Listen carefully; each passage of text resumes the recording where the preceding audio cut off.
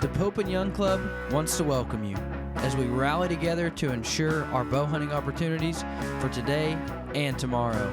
You've come to the podcast that believes in preserving, protecting, and promoting the passion for bow hunting. Join us as we strive to be the voice of today's bow hunter. This is the Pope and Young Podcast.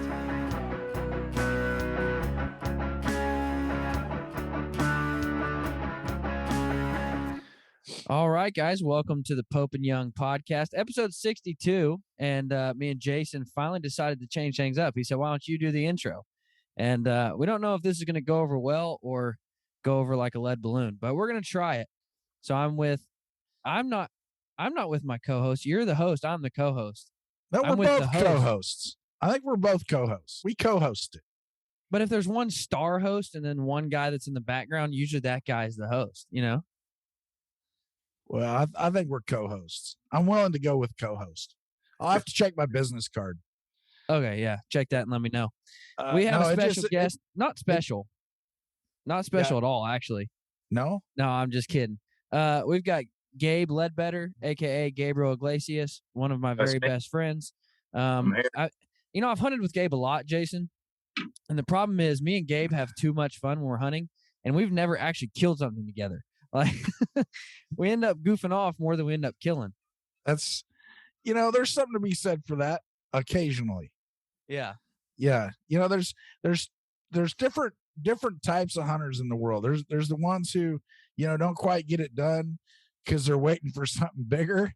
And then not exactly you. You're more like the didn't quite get it done because you're, dinking around. Now, listen, though, I did shoot my first deer with Gabe with a recurve, and it was in full velvet. This deer comes Very in, nice. and I get ready to shoot, man. I get my bow ready, and Gabe's like, "Dude, there's bigger ones out here." I'm like, "I don't care. This guy's coming in. He's gonna die."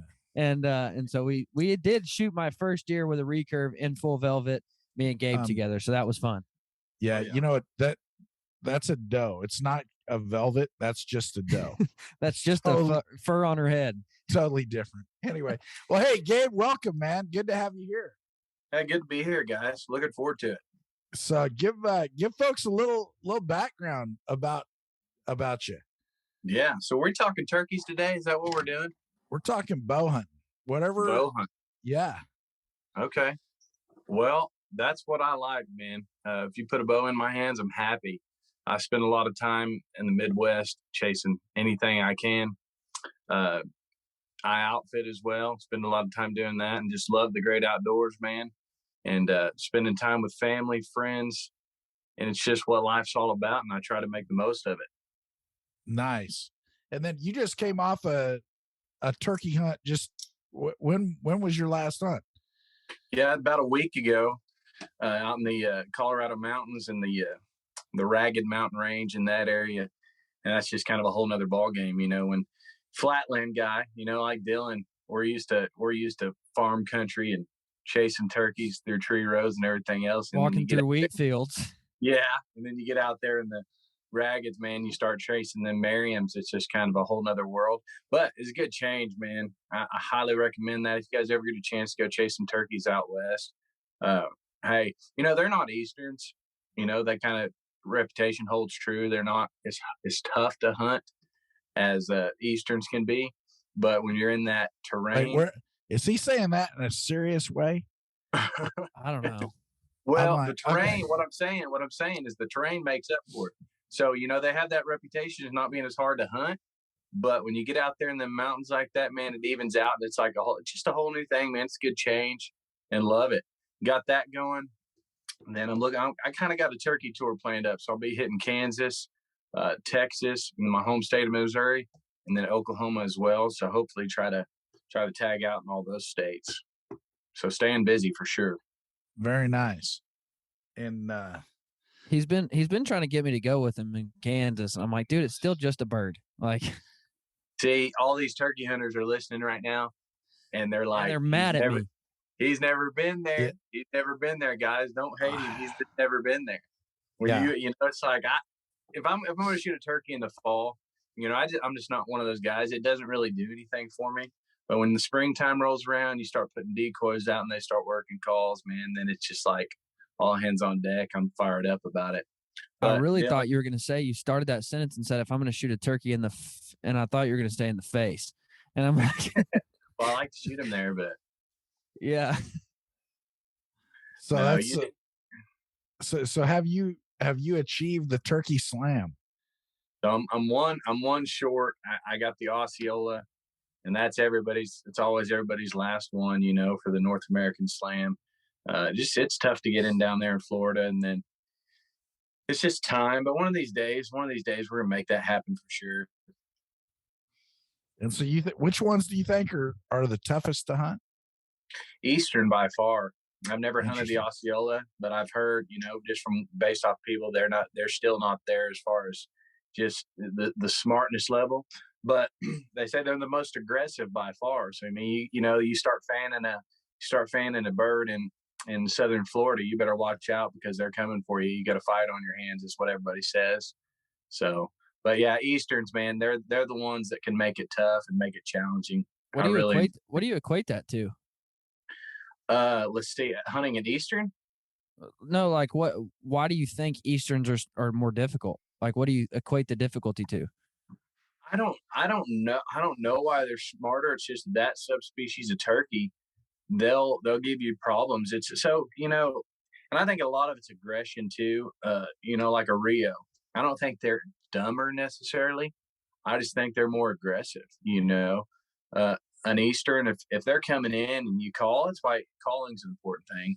Because if you start calling when you got an Eastern coming, he's going to blow up and start fanning on you, and he might hang up, 200 yards out for an hour just strutting around in the field, and they'll really You can launch an arrow at speed. 200.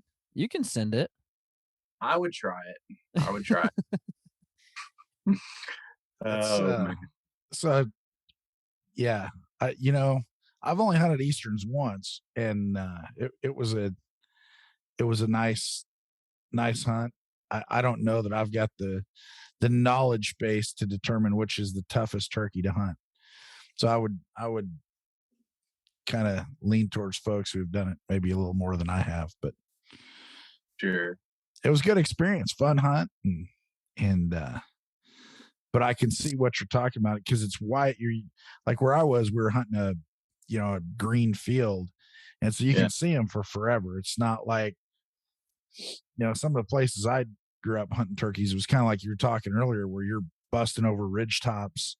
You're trying to get one to talk to you so you can find out how many ridges you have to hike down and up over to get close enough to this thing to work it. Yeah. And there it wasn't big wide open stuff. It was kind of the timber stuff above the wide open. But Yeah. And two, when turkey hunting's the way it's supposed to be, it don't matter which one you're chasing as far as the subspecies goes. I mean, when they fly down off the roost and they work the decoys, it's easy, but when there's going to be a day where they give you trouble and they might hang up or they're just not responding, you can't throw the right thing at them. It's more than likely it's the Easterns that happens with. But there a lot of times when it happens right, it happens right. Normally you go out there and they just fly down off the roost, they come into the decoys and you're done. But that's the ones that'll keep you going back, and they'll really challenge you every now and then. Now, do you have a decoy strategy? As a bird guy, I have a lot of decoy strategies, but I've seen lately, for a lot of years, it was, you had a lot of guys were using like one hen decoy or maybe a hen and a jake. Yeah. And I saw an article the other day and they had like a dozen turkey decoys out there. And I was like, hey, man, maybe that's something I could get into. So, yeah. What's your strategy on that? Well, these days, like you say, man, there's turkey hunters that drive their box trailers to the woods now, and just like waterfowl guys, now start throwing out 30 of them. But I'll tell you, I do have a strategy. Whether this is the right one for everybody, I think it all depends on where you're at. And my big thing when it comes to turkey hunt is I think scouting plays a huge role. Now, a lot of guys aren't serious enough about turkey hunting to actually put forth a scouting effort. But what I'm looking for when I'm scouting a place is I want to know what's there. I want to know, is there lots of toms, lots of hens, or lots of jakes? And if you can figure out those things right there, then you can have a pretty good idea of how you want to attack that place. Being like, if I find a property and there's a couple toms, but a lot of jakes, the last thing I'm going to do is go in there and throw up a fanned out jake, because a lot of times what you get into in a situation like this, and it's going to be different for everybody, but most of the time for me, if that happens, you throw out a fanned out jake. Well, those toms, man, they've been beat up all week long by that big old band of jakes. And the last thing they want to do is come in there to a jake that thinks he's hot stuff and get whipped again, because, you know, you go Tom versus Jake, Tom more than likely is going to win every time. He's got the advantage. But when you got 12 or 10 jakes, whatever, running together in a band like they usually do, they'll be pretty rough on a tom. So in that situation, lots of jakes. I'm not going to throw out a big, fanned out jake, or vice versa. You know, I'll go in there, just throw a hen out, and usually that works pretty good, and just kind of let things play out. But yeah, there's different strategies for sure. I definitely attack it different ways. Yeah. Are you when you got your bow out there, are you head shooting these things, or you hitting them in the body? So I'll tell you something right here that'll completely change the game. If you're a bow hunter out there, I'm just telling you, you might think this sounds crazy, but you try it one time and you'll never go back. But if you shoot them in the top of the drums, right at the top of the legs, and there's lots of guys that are doing that these days. I mean, Lee Lakowski, he's a bow hunter that everybody respects. If you don't respect Lee and Tiffany, then you've got the issue, not them. Then get off the Pope and Young podcast. Exactly. That's the way I feel. Lee, if you listen to this, you are the man. Everybody needs to respect it. All right. Yeah. But, hey, Dylan, how come they haven't been on the podcast? You know, there's timing issues, calendar issues, but they're coming. All right. They're coming. Get them on here, man. Get me off of here and just get them on here. When we're just going to cut the episode, beep, and it's going to pick back up with Lee and Tiffany. Now, Jason, I asked Gabe, I said, hey, can you help us with an I Stand with Pope and Young video? He said, no, I can't. I said, Lee and Tiffany's in it. He said, I'll do it. I'm in. Count me in. You know, it didn't happen like that, for the record. No, it didn't. He said, absolutely, I will. But we actually had, we had a lot of people enjoy that video. They're like, hey, that's pretty great. And they were nice, to do it for us, and good supporters of bow hunting and have been members. So we're excited to have them. We definitely need to get them on the show, though. We'll put that on the list. I'll work on it. All right. For sure. Back to what I was saying about that, though, is, he's one of those guys that does it. But if you go to a turkey's legs when they're broadside, then you come up and you shoot them where the top of the leg meets the body. If you take their legs out, if a turkey can't run, they can't fly. And it works. You'll have great success as a bow hunter if you're bow hunting turkeys. But as you know, if you've shot enough turkeys with a bow, you're going to lose a lot of turkeys, because most people shoot them. I mean, you're looking at their vitals ain't but that big. I mean, that's just the fact of the matter. They're not very big, and they can be a tough animal. I mean, that they can take a broadhead hit much better than a whitetail can. But if you'll take their legs out, they can't run, they can't fly. I mean, that's just it. You hit them in the legs right at the top where it meets the body, you'll never shoot a turkey another way besides that. I'm just telling you. What if I can't hit that, though? Then you ain't hitting their vitals either. So you probably just need to pick up a bang stick. You know what I'm saying? There you go. You know what? That's why Benelli's still making shotguns. There you go. Not everybody can shoot a bow, Dylan. Yeah. That's true. Yeah. So not a head. Have you ever tried head shooting those things? I tried. Let me see here. I got some of these broadheads a while back, and I was going to try it with a recurve. I haven't got around to it yet, but I'm definitely, if you can see those for you that are watching by video. Oh yeah. I am going to attempt it one of these days. It's just I haven't got around to it yet. But yeah, to answer your question, for sure. Yeah, it'd be interesting. Have you shot any of those? See how they fly? I have not. Those great big blades. You just wonder. You're like, I wonder if those things are just going to hydroplane out of. Yeah, they say if you do it with a compound, you got to turn it down as far as it'll go. Take all the poundage off of it, make it shoot super slow. But for you recurve guys, like Dylan, you've got to get out there and try that, man. Because most people that do it, they do it with a recurve. just for that issue right there. You don't have to worry about them taking off and flying on you. That's one more reason to have a recurve. Exactly. There you go, Jason. Yeah. I'm building my case. We should have a subtitle. It's the Pope and Young podcast. With every episode, we'll have one more reason you should have a recurve. Yeah. Or a trad. We won't even say recurve. We'll say a trad bow. Hey, Yeah. They're pretty. Point one, pretty. There you For go. sure. Yeah. I've never looked at a compound and been like, man, that thing is just so pretty. It might look cool. It might look awesome. Now, Jason, you made that face. I've said that about the guy holding the compound. Yeah. I was just saying, I mean, mine's pretty. So I thought I just got a new string on it. And so I went down to the shop and I had a string put on. They had to tweak a couple of little things on it.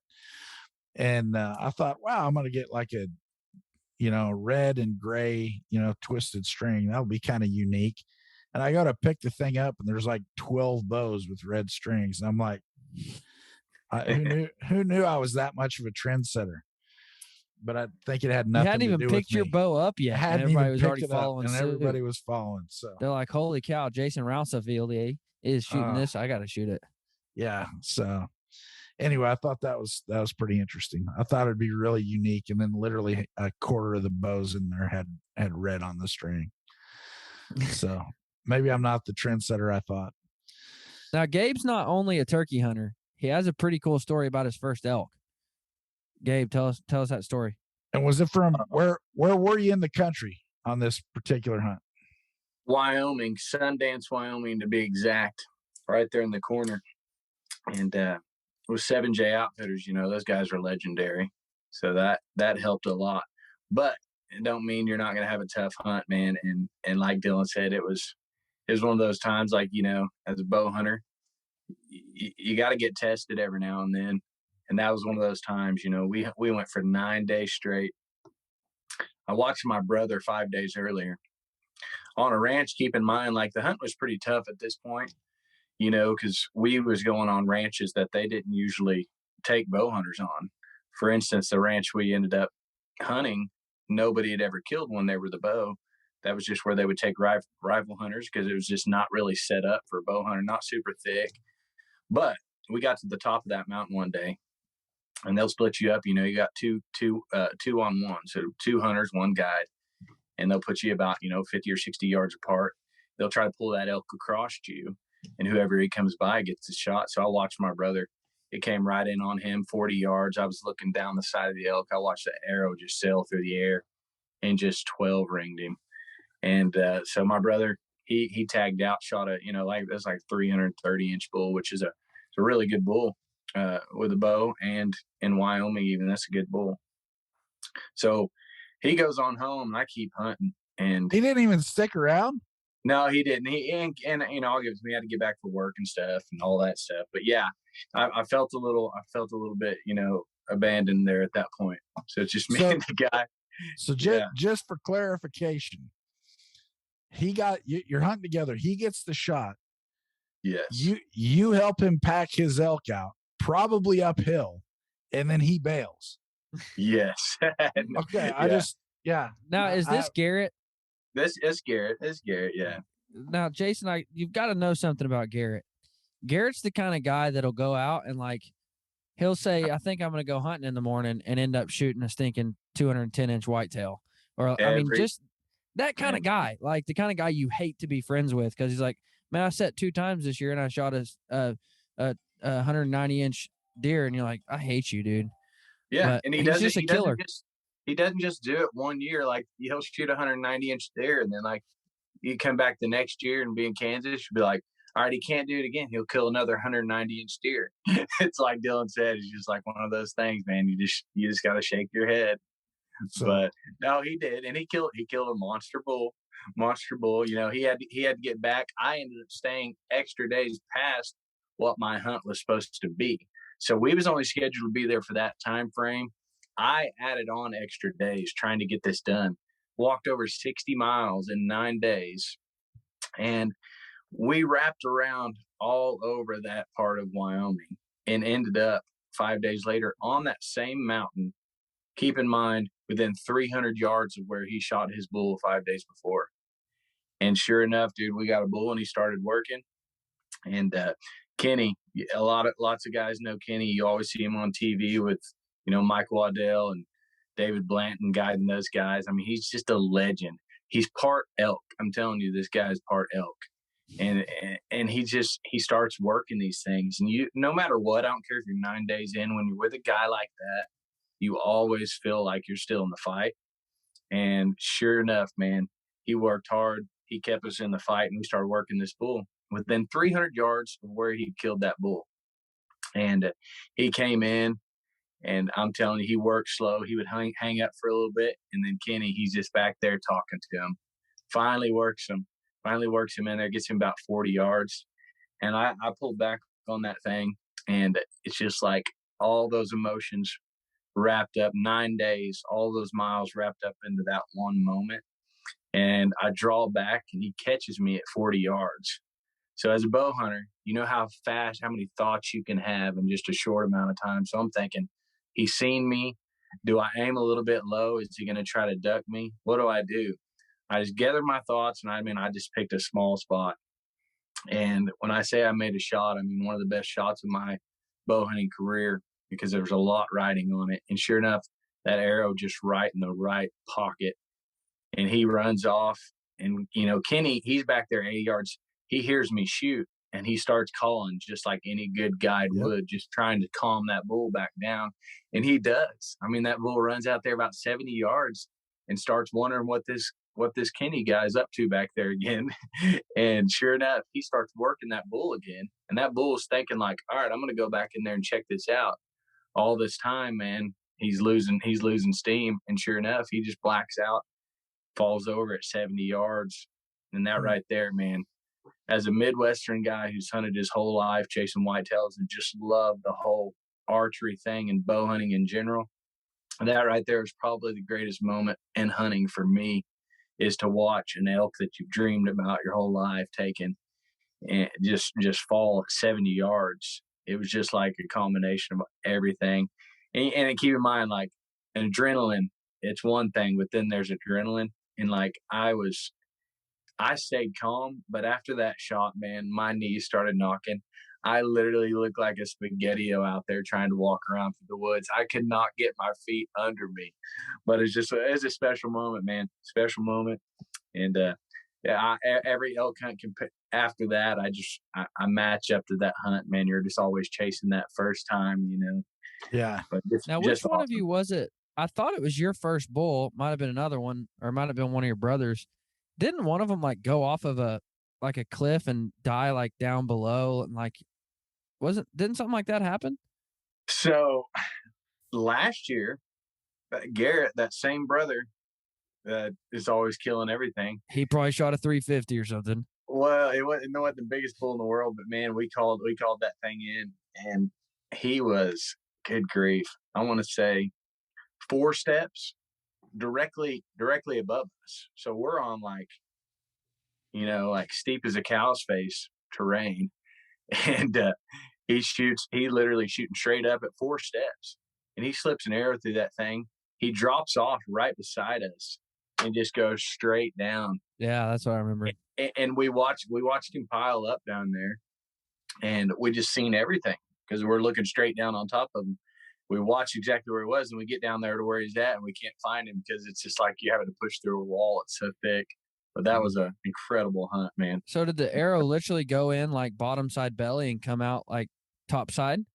Oh, dude, he did. I'm telling you, he reached up and touched that thing. I mean, it's just right there. It was just totally instinct at that point because he was just right, literally above you. It was just amazing. And I watched the whole thing. Yeah, man, hopefully the road was down below. Yeah, well, yeah. We found a sidetrack out of there, and we was just able to kind of parallel to the hill out of there, so it worked out. Yeah. That's one thing my dad taught me early. He says, you're better to hunt up from the road than down from the road. So didn't always work that way, but he tried. You're right on that for sure. Yeah. So chasing whitetails, turkeys, elk. What else is on your list?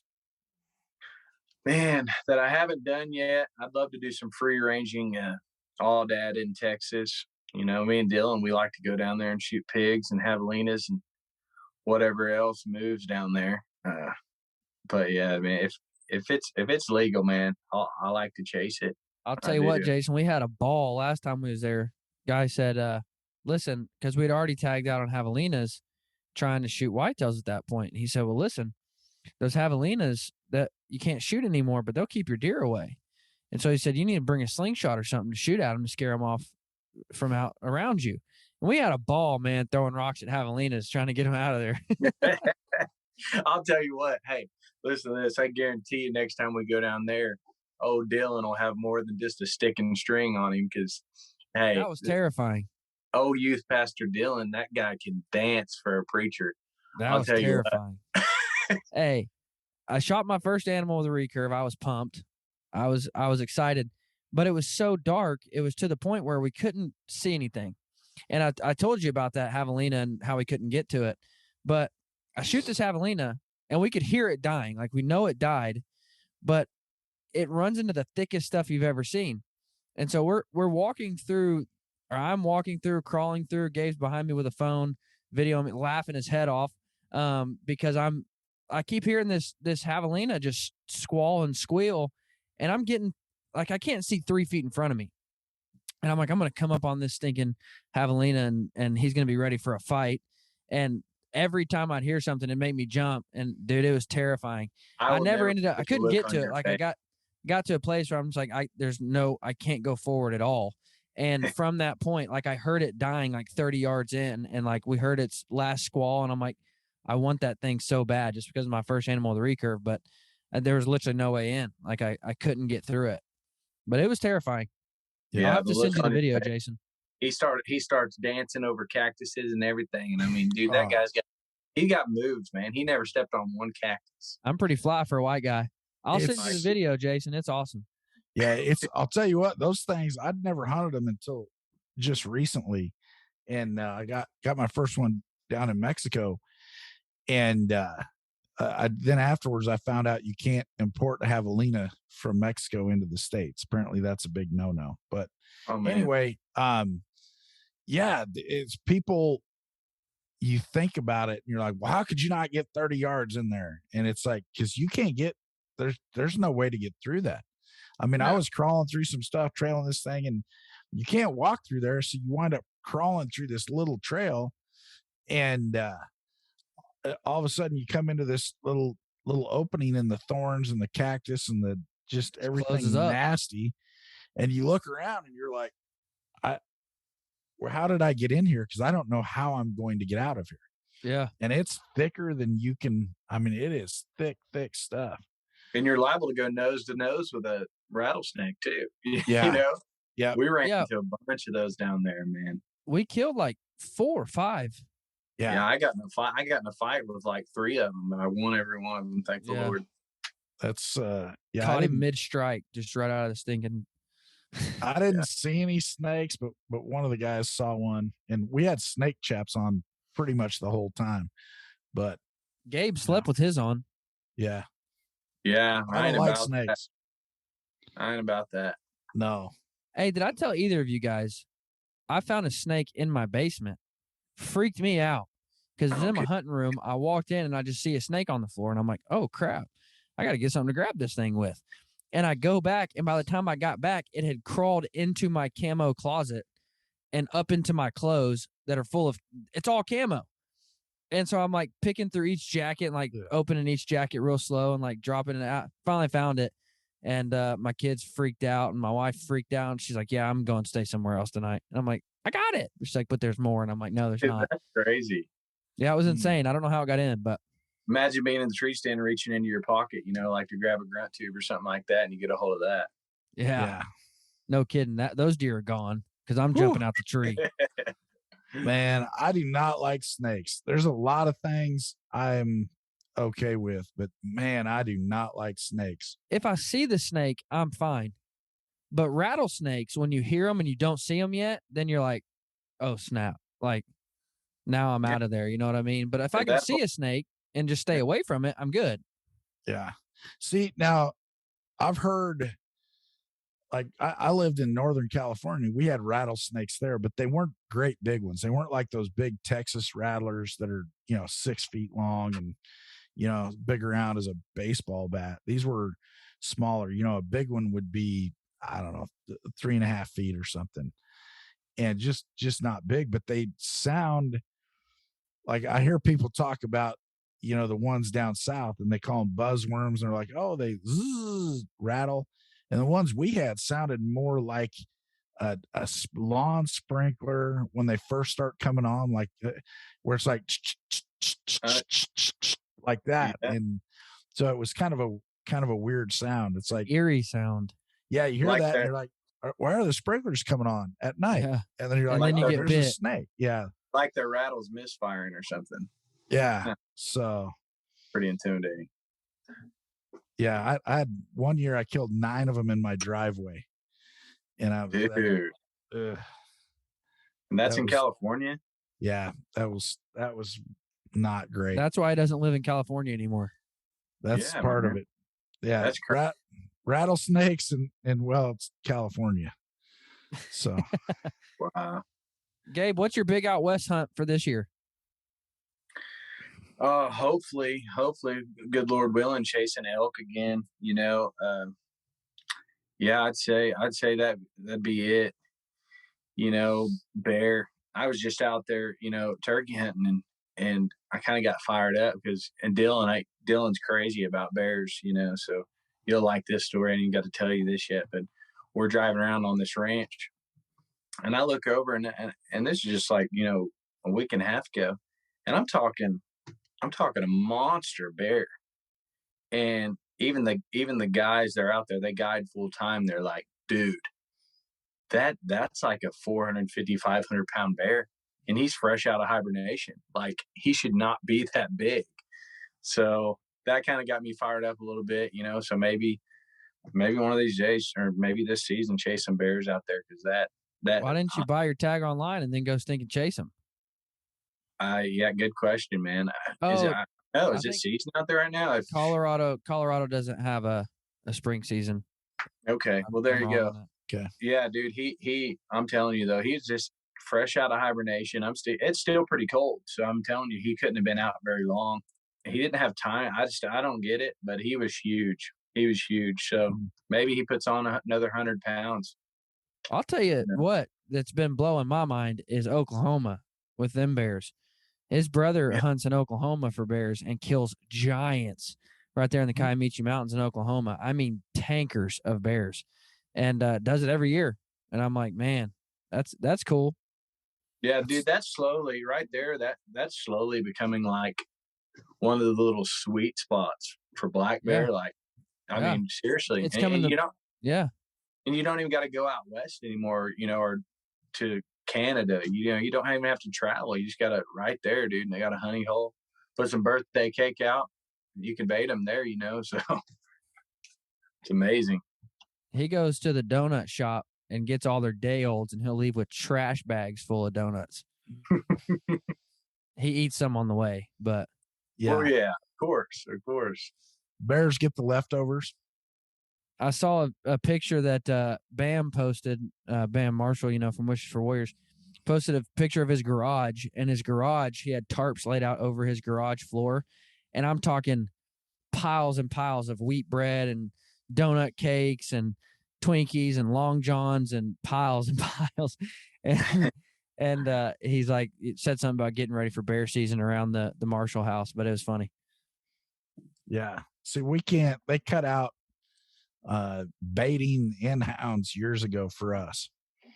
So I never got to actually do that. I had some friends who used to bait them and run hounds both, but I never got to participate in those.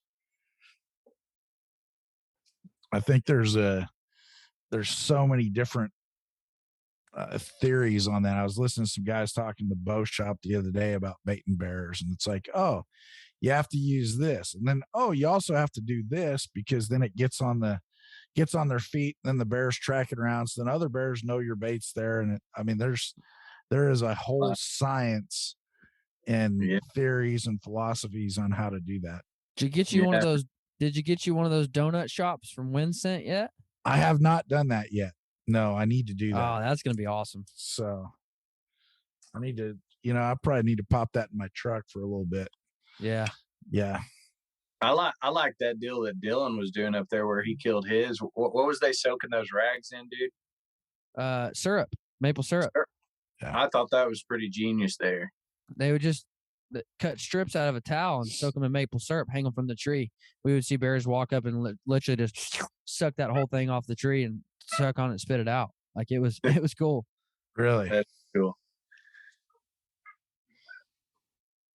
Yeah, that's something else. I've just haven't had a chance to do that, but it's on the list. They would also what they would do is they would melt white chocolate and then mix corn with it. They would just mix big barrels of melted white chocolate and corn and then dump it out. And I'm like, dude, I was down there munching on some, but then I had to start hunting, Is there anything that doesn't like corn? I mean, you name it, man.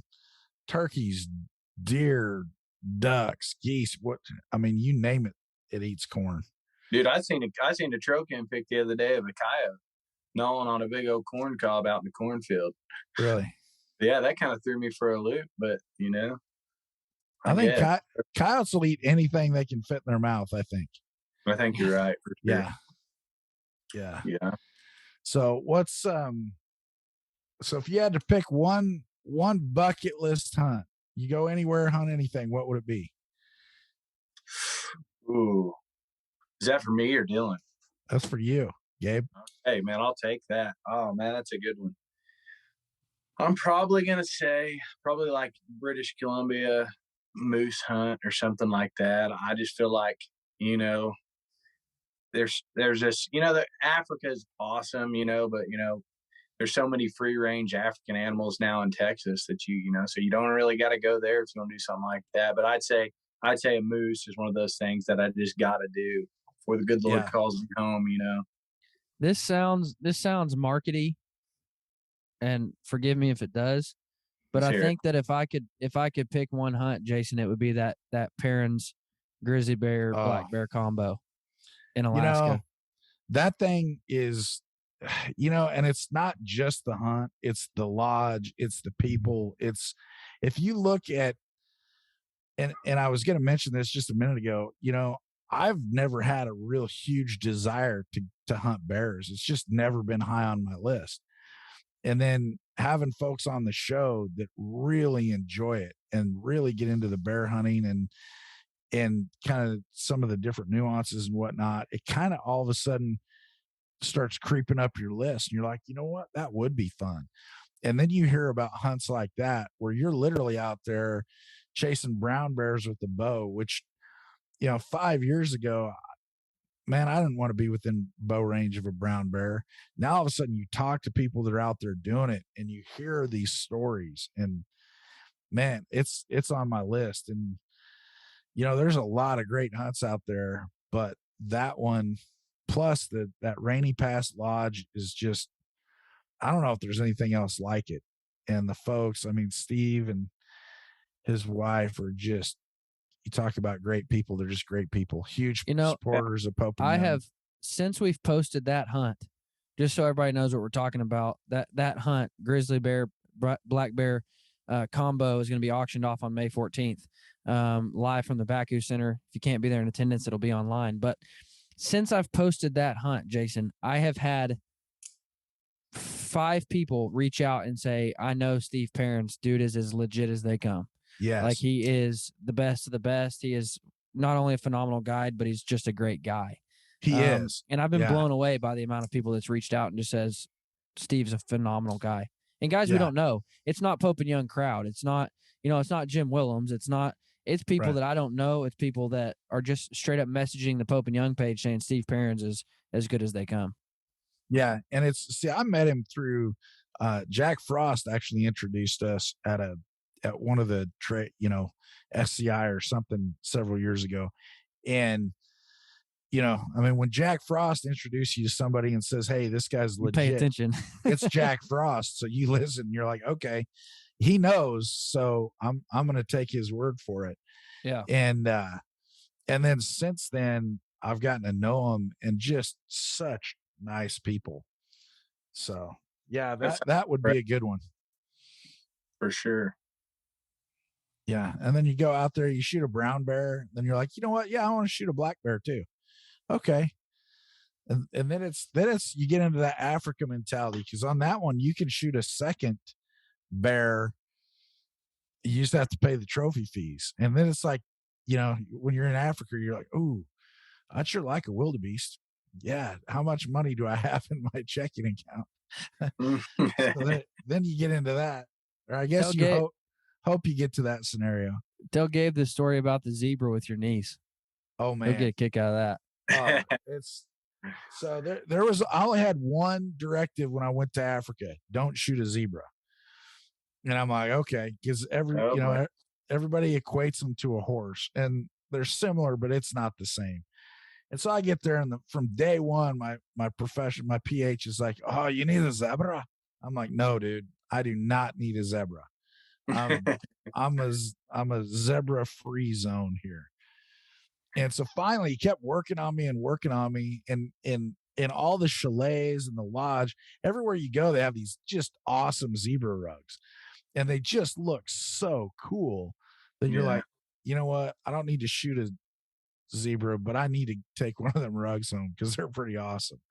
Then all of a sudden you start looking, and it's actually about the same price to shoot one and have the rug made as to just go buy the rug. So, so I was starting to cave in a little bit, and my guy just kept working on me. And finally he made me, he says, hey, and I was in Botswana, which, they have like chiefs. And I mean, it means something there to be a chief. Here, it's not a big deal, but there it is. And he says, I'll tell you what, if you shoot the zebra for the remainder of the trip, we will call you Your Royal Highness, Chief Jason.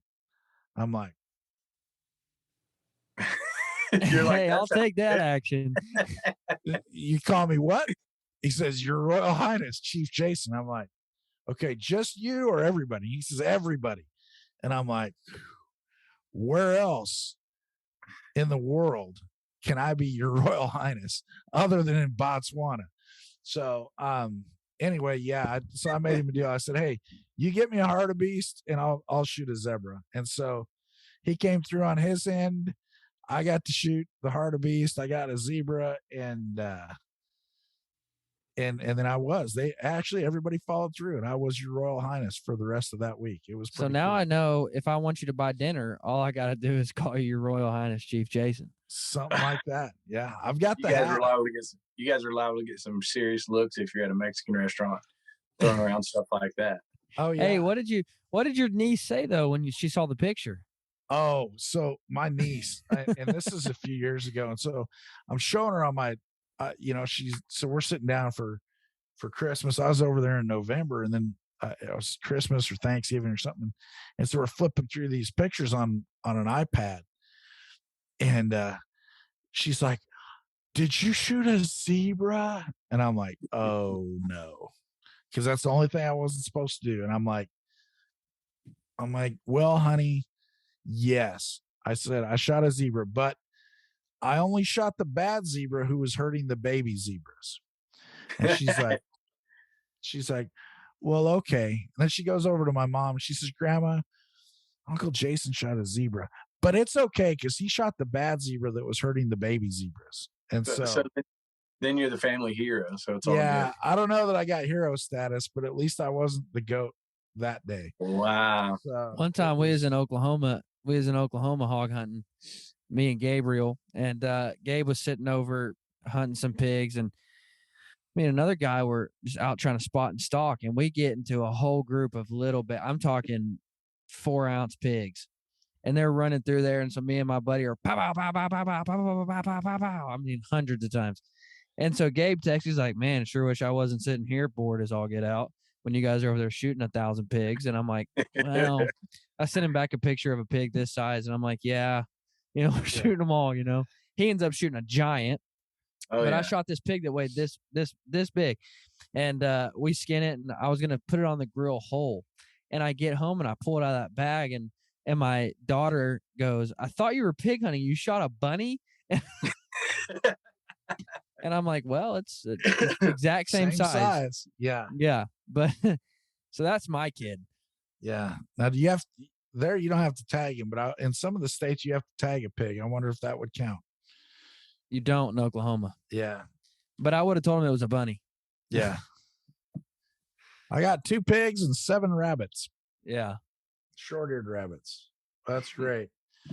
Well, I'll tell you what, Gabe, the one question we ask everybody that we get on the show is when you find yourself in a tree or out on a elk mountain or shooting pigs in Texas, what is one maybe non-traditional item that you find you can't live without in your pack? Oh man. This may not be non-traditional, but like a Cliff Bar, dude, those are, I always make sure I keep some Cliff Bars in there. But that might be pretty traditional for some people. But besides that, dude wipes, I take those with me everywhere I go. There you go. Those are All coming right there. So there's 2 things right there that I think will make you a better hunter for sure. All right. Cliff Bars and dude wipes. That's it, man. Got to stay fresh on the mountain. Oh yeah. So let me ask you this, Gabe. Dude wipes are what, $4 a pack? I can go to the baby section and get unscented baby wipes, and they're like 97 cents a pack. Yeah. But they're getting you with the branding, dude. Yeah, also they're plant-based though, so oh, who cares? They're getting you with you don't have to haul them around with you after they're done, because from the earth they came and from the earth they return, You can get biodegradable. You can get the biodegradable unscented baby wipes. Don't give me that. The other ones are cotton. They're getting you with the marketing. Okay. Baby wipes are cotton. That's right. plant based. So Johnson & Johnson wipes in your backpack in Cliff Bars and you're good to go. One time I was doing a podcast with the president and CEO of ScentLock. And we were talking about money saving tips when hunting. And I said, well, dude, listen, I've done away with branded, scent killer deodorant or non-scented deodorant. I run to the deodorant section, look at the bottom, there's Mitchum or whatever it's called, and unscented, and it's like 98 cents. And he's like, he looks at me, he's like, kind of just shakes his head. And I'm like, what? He's like, we sell unscented deodorant. And I'm like, oh, you guys got to check out ScentLock's unscented deodorant. It's the best. It's the best $7 you'll ever spend. Yeah. For sure. Yeah. For sure. That nose jammer. It smells just like my truck. That's what I'm talking about. Gabe's the one that got me hooked on it. You're welcome, Jason. Gabe got me hooked on it. Yeah. I've got like 74 cans right now on my shelf back here from like when I got on clearance after hunting season's over at Walmart. You just go and you get them for like 49 cents, and I just pile up on that stuff. Nice. I spray it on it. I spray on everything, man. The first time I was hunting with Gabe, and Gabe is known for killing big whitetails, and I'm like, the first time I'm going out hunting with him, we get to the blind and he starts spraying this vanilla crap everywhere. I'm like, dude, what are you doing? Like, we're done. You just sprayed vanilla cookie in the air. And sure enough, dude, we had deer all around us. And I'm like, this stuff right here is the real deal. And when you condition with it, man, like when you're checking trail cameras or you're in there scouting, putting up stands all year long, every time I step into those woods, I spray that everywhere. So it's a part of their lives. They smell it all the time. But when I spray it in there, when I'm in there, then it's fresh, it jams them. And it really works. I mean, I've so many times I sprayed that stuff and had deer directly downwind. And I'm not talking 300 yards away. I'm talking within under 50 yards from here. Like, there's no way that this should be working out right now, but it does. But have you seen or used the wax stick for conditioning? No, but it's a wax stick, and so you rub it on the trees, and since it's a wax, it's like a slow release. Sticks along. So, so it lasts for like 2.5 weeks before it is, evaporated and gone. And so I've started using the wax sticks. And I think that's the most important part of the whole thing, because if you go on public ground somewhere and you're like, oh, I'm going to use nose jammer, and you just throw that up in the air, there's a good chance like deer might find that very odd. But if they smell that all year long on your hunting property, I mean, then it becomes a part of their life. And I think actually they like it. I really do. I like it. I do. I'm with you. I'm like, I'm of with you. all the stuff that I have sprayed on my boots over the years, that is by far the best smelling. And I use it that's like good that. stuff. I use it like that bod spray, man. I spray it under my shirt. It's just all over.